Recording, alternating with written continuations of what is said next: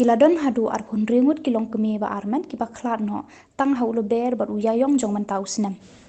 Kat kum ka jinge thu ka chairperson joka Committee on Women Empowerment joka yeng dor bar thau an ka jela Dr. Amperin Lengdo.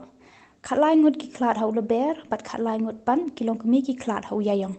We discussed here was also the MMR, IMR for the months of March, April, and May 2021.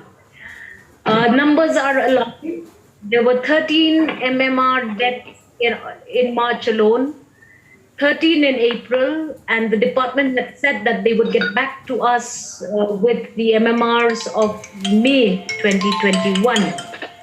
And cases of these MMR deaths were indicated in East Khasi Hills 5, West Garo Hills 6, North Garo Hills 1, Southwest Khasi Hills 1.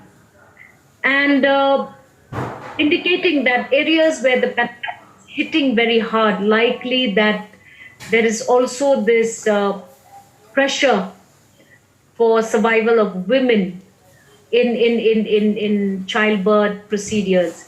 So we had at length discussions with the Department of Health, and we were given the assurance that they would look into the matter and that they would address these issues.